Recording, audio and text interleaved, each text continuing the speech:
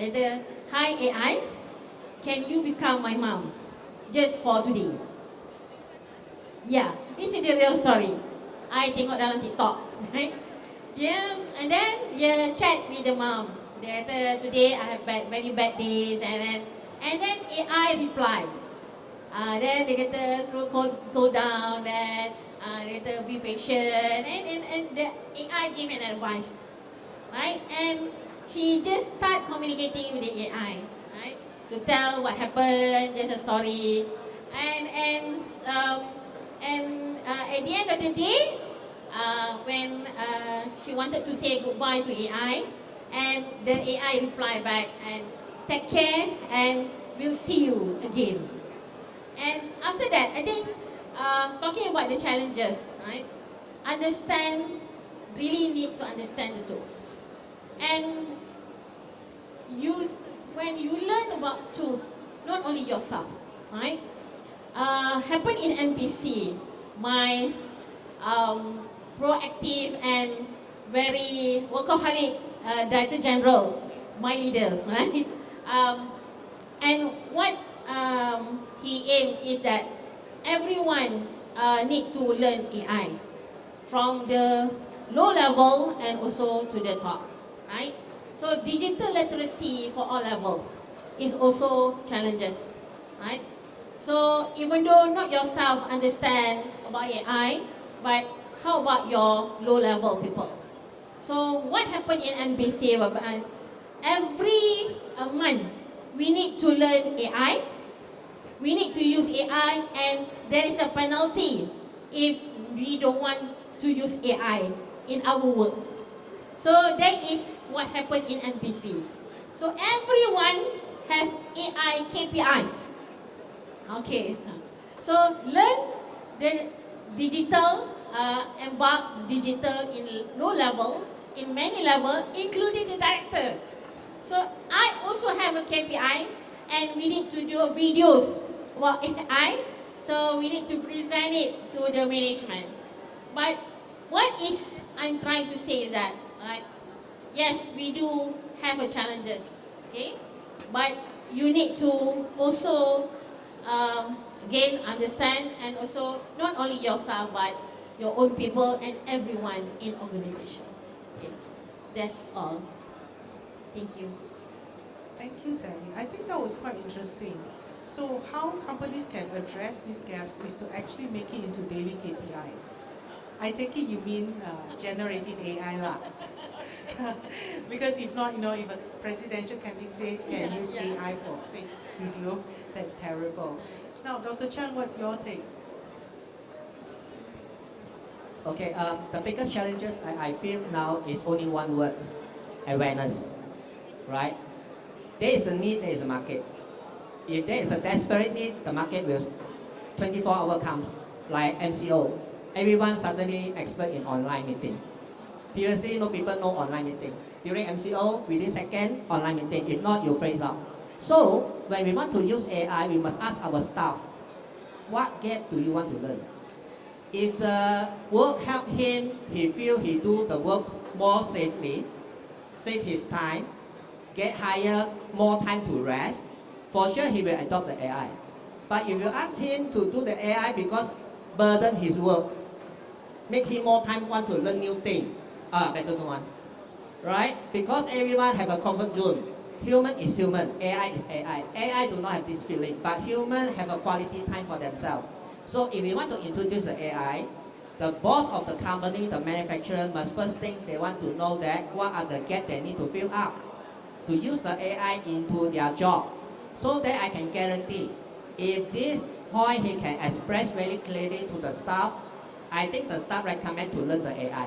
Because they know that after learning this, they have a higher salary because they're promoted, they have more time to rest, they can spend their quality time with their family. Remember, work-life balance is still the human needs. We cannot work more than 12 hours, our body, our mind getting tired, so what is the life? So if the AI can help them do part of their task and they can do work for just 6 days or 5 days and then 8 hours only, the rest of the time they can enjoy their life, have more further critical thinking for their life, how to tie up with the family, so they would be so sad using ChatGPT to comfort themselves when their family and parents no more there anymore, right? So humans still need to come back to humans world, right? But the greater challenges now is, do the user going to know that what kind of AI can help them to do? If not, the AI is still a very abstract word in the sky. It's not going to the ground yet. Thank you. I think that's quite an interesting point because we keep talking about fear. The employees have fear, so they don't want to learn. And that's very interesting. So you put the ball in the employee's court, right? So why don't we have an assignment today? First of all, boss will do every day. But yes, all of you come back and tell me what gap you want AI to help you with so that you can have better lives. I think that could be something interesting, right? And it also forces the employees to think about how AI, imagine how AI can help them. And sometimes, some good ideas could come from that. So I think that's quite interesting. Now let's come to scalability and sustainability. So this question is something that AI, ChatGPT, says that a lot of people ask, but it's true. Sustainability, ESG, SDG, all these are the new things, right? That is the pressing concern. ESG compliance, everything. AI, not so much, right? So what are some key factors to consider when we scale AI solutions across different operations while ensuring sustainability and long-term benefits? I mean, if it can be a two-in-one, then a lot of employers will look more, take a closer look at AI. Johnson? Okay. Yeah. So with regards to sustainability, right now a lot of big companies talk about sustainability like net carbon zero. So you even have to commit to like reducing your net carbon zero from production, the choice of your raw materials coming in, your production line itself, from production line to dispatch to delivery. Then the choice of your delivery truck. Whether do you get a delivery truck that is using diesel or using hydrogen-powered vehicle or using EV vehicle, that also constitutes towards carbon credits. Now the important thing is, do you actually track this? Is there a platform for you to track all the way from your suppliers to your production floor to your dispatch and dispatch to your end customer? So if you can actually prove to your end customer that you being a manufacturer is so committed towards net carbon zero, I think your end customer will be more than happy to buy the products from you because jointly we are doing a good benefit towards our Mother Earth itself. So this is where we talk about sustainability. The other aspect that we talk about sustainability is that how can you minimize wastage, and that is where we talk about automation and machines where this can be able to be done repeatability and avoid human errors.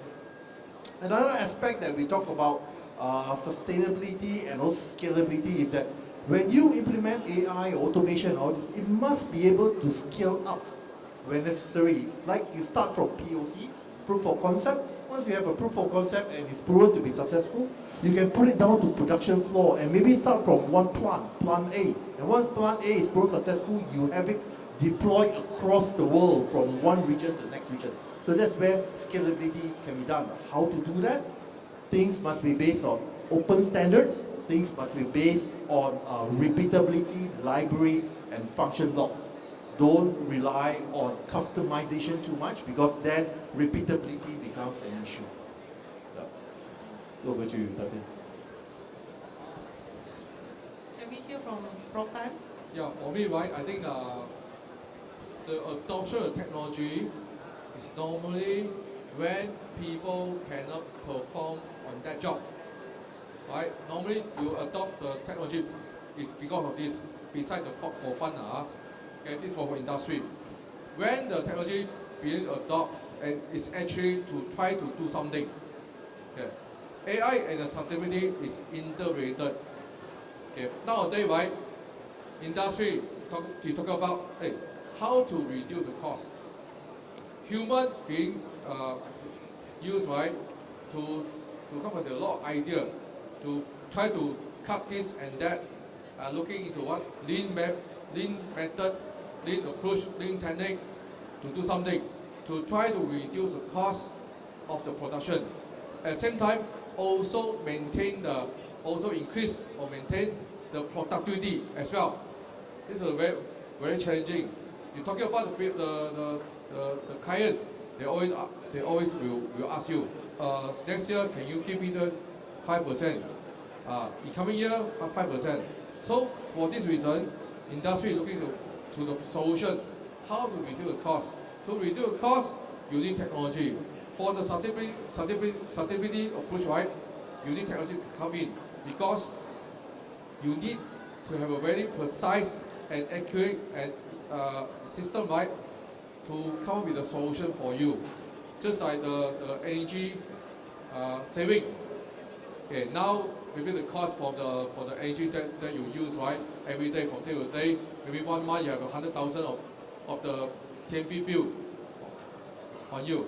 So normally people think about, oh, maybe I can install solar panel to cut to reduce the dependency on the TNB. However, this is not the total solution for it. You need to come into the scene from the shop floor to find a way to reduce the issue of the energy, right, in your shop floor. So how to do it? Of course, first of all, you must think about human. So the subject expert come in to do something, okay, to consult you. Secondly, if you don't have the right person, then you need the right technology, the right tool. Okay, same as the UNSTG, AI being deployed for some country to really look into the to reduce the dependency on the let's say for the agriculture, right, to try to increase the yield of the crop, so that it will solve the problem on the food security. So these are some of the examples. Okay, thank you. So that's also some things to think about. Sally, what about you? Just a short one. Again, there is a story about it. Right? Talking about awareness, right? Giving training, skill your people. Of course, there is one important thing that you need to do to scale your AI. Macam for example, katalah, I ask you to do productivity. So what you need to do first? Of course, there is one point is investment. Do you agree that? So, are the organization, our organization ready to invest something for our people? So that is one important thing to scale whatever activities related with AI and other technology adoption. And I still remember, yesterday I just browsed what is AI to make myself understand. Of course lah, my friend is only ChatGPT. Okay, and then I come across one apps, AI apps. I think you should try because I tried it yesterday. There is an app called Ada Help, ADAHEALTH, Ada Help. If you have something, lazy to meet the doctor, you wanted to diagnose yourself, so you talk to AI. You just, it is free apps, right?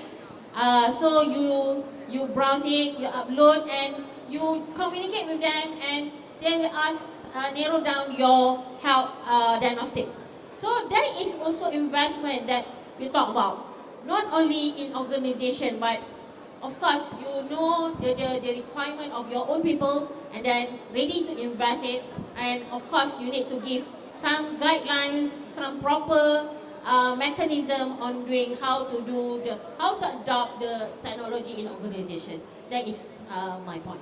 Thank you. That's a very different perspective. Now, Dr. Chen, bring it home. Okay, sustainable, according to what I checked from the website, is aims to meet the needs of the present without compromising the ability of future generation to meet their own needs. What does it mean?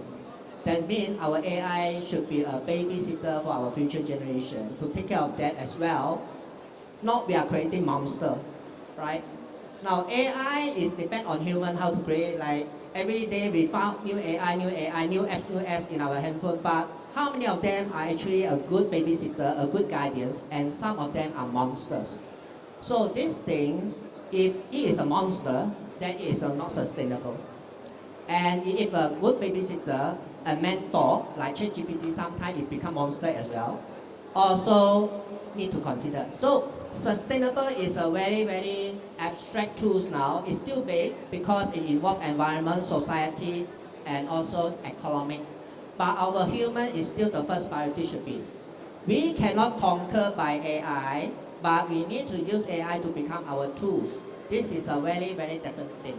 So education become a very important tool because humans should be educated to educate AI, right? If not, human, if there is no ethical value there, create monster AI, it will ruin our future generation. There are no point, right? It will make our life tougher. So I always stick to the remember what I said. We should improve the human life for a better level. It's not ruin our human life. So if we life more suffer, manufacturing produce more waste, a lot of pollution, for example, is a not good trend. We should not have polluted river anymore in Johor Bahru, for example. Right? Now, this one is very important, right? So this is the purpose of creating AI to help us. If not, what's the point? Right? So still back to, so the really meaning of sustainable, what is it? Human life got improvement, not only for now, but for also for future generation. That one is a long-term strategy. Thank you. Okay, so baby good, monster no good. But it's true, we got to look at the purpose of why we are doing things and how we use the tool for that. Now, at this juncture, I want to ask anyone in the audience with questions for any of our panelists? Anyone? No? Okay, if that's the case, can I just get everyone one final takeaway, just one sentence. What is that last thing you want the audience to be thinking about as they go home today? Okay, I would say let's kickstart our artificial intelligence journey today. However, do not forget to safeguard your entire system with cybersecurity. Okay, for me, bear in mind, there are different level of AI. Right, just I think normally, I think washing machine also got AI, right? Fuzzy logic. So for the industry application and usage of the AI, you must link the technology of AI with the dollar and cent money. Okay, thank you. Sally? Okay, I give you my key takeaways with one videos.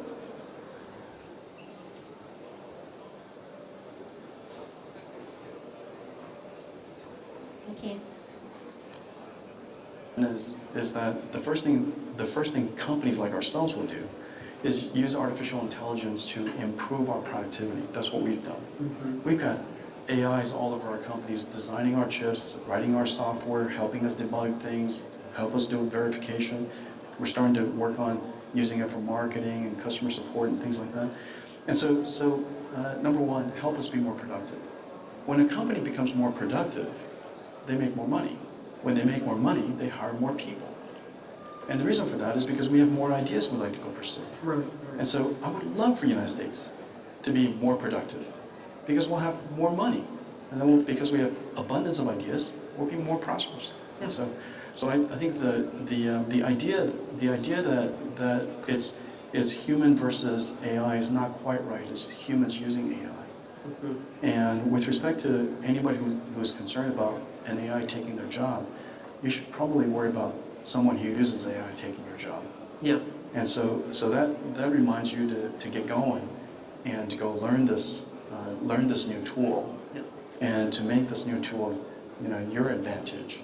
And surely as a company we're going to do that. Yeah. And as a country we should do that. Wait, is this an AI human or actual human? So don't worry about AI taking your job, but worry about someone use AI to take your job, right? So AI is transforming industries, but its true power lies in how we use to solve real world problems and create sustainable solutions. Okay, my key takeaway also didn't escape away from what I talked just now. For all the thing I taught, I just have one word only, there's an ethical value, ethical. right? Using AI, we use it ethically. Because add on for the productivity increment, not only because AI make productivity faster, because your product is very sellable. You have a very good product. If your product is very lousy and then you poison and harmful to human and make human staff become poison and die, I can tell you, no matter how productivity you have, it's still not worth. If your product is good, using AI to set up a very nutritious formula, okay, getting a very secure component, doesn't kill anyone, make people life safer. I can tell you, people queue up like buying iPhone from your shop. Because why? Because your product is good.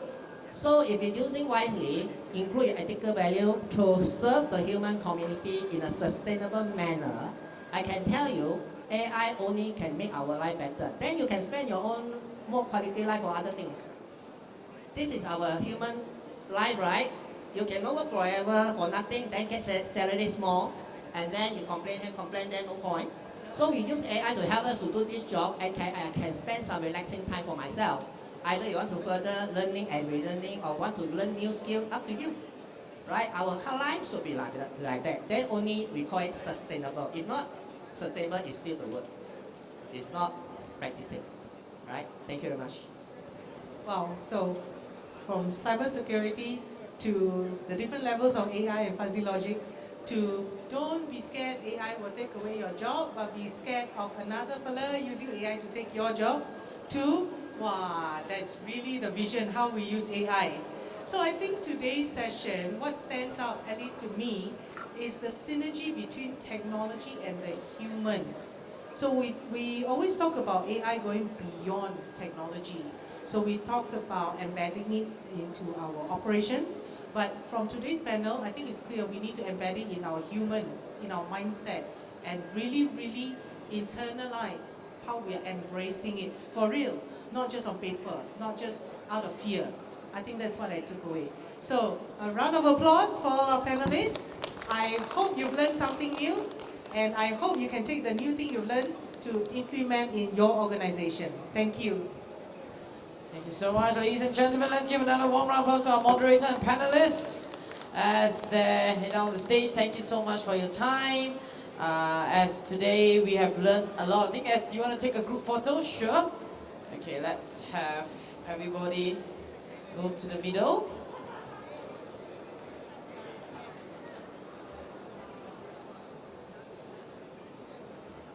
Okay, look at the camera right in front. 3, 2, 1, 3, 2, 1. Smile. You can pose. Thumbs up. Okay, thank you so much to our moderator, Dr. Lorella Chia, and all the panelists right here. You may be seated down the stage. Okay, you can grab your seats below. And to all the audiences, I'd like to extend an invitation for you all to stay back to engage a networking opportunity with our esteemed speakers. So if you have any question that you want to ask them personally, this is your chance.